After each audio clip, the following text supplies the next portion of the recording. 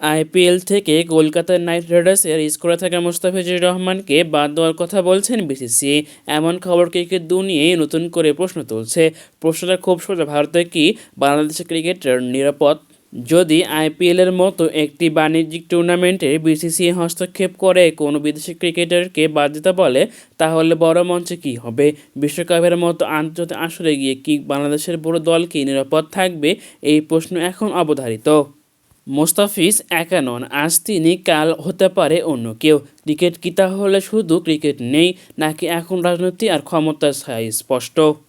এই পরিস্থিতিতে অনেকের দাবি যে ভারতের অনুষ্ঠিত বিশ্বকাপ বাংলাদেশকে বয়কট করা উচিত, কারণ খেলোয়াড়দের সম্মান আর নিরাপত্তা আগে। যদি সম্মান না থাকে তাহলে অংশগ্রহণের মানে কি?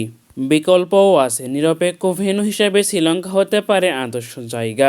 নিরাপদ পরিবেশ, ক্রিকেট বান্ধব দর্শক আর রাজনৈতিক চাপমুক্ত আয়োজন, সবই সম্ভব সেখানে। ক্রিকেট মানেই প্রতিযোগিতা, বন্ধুত্ব আর সম্মান।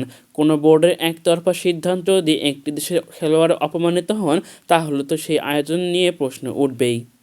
রাজনৈতিক প্রতিহিংসার কারণে আইপিএলের মতো একটি বাণিজ্যিক টুর্নামেন্ট বিসিসিআই হস্তক্ষেপ করে কোনো বিদেশি ক্রিকেটারকে বাদ দিতে বলে, তাহলে বড় মঞ্চে কী হবে? বিশ্বকাপের মতো আন্তর্জাতিক আসরে গিয়ে কি বাংলাদেশ পুরো দল কি নিরাপদ থাকবে? এখন প্রশ্ন অবধারিত। বাংলাদেশ ক্রিকেট বোর্ড বিসিবি অবশ্যই এই পরিস্থিতিতে অনেকের দাবি যে ভারতে অনুষ্ঠিত বিশ্বকাপ বাংলাদেশকে বয়কট করা উচিত, কারণ খেলোয়াড়দের সম্মান আর নিরাপত্তা আগে। যদি সম্মান না থাকে তাহলে অংশগ্রহণের মানে কি? বাংলাদেশ ক্রিকেটের নিরাপত্তা সবার আগে। আপনার কি মনে হয়, বাংলাদেশে কি ভারতের বিশ্বকাপ বয়কট করা উচিত, নাকি নতুন ভেন্যুতে অংশগ্রহণ করা উচিত? আমাদের ভিডিও ভালো লাগলে লাইক করবেন। আমাদের ভিডিও নিয়মিত পেতে অবশ্যই চ্যানেলকে সাবস্ক্রাইব করে বেল আইকনটি ক্লিক করুন।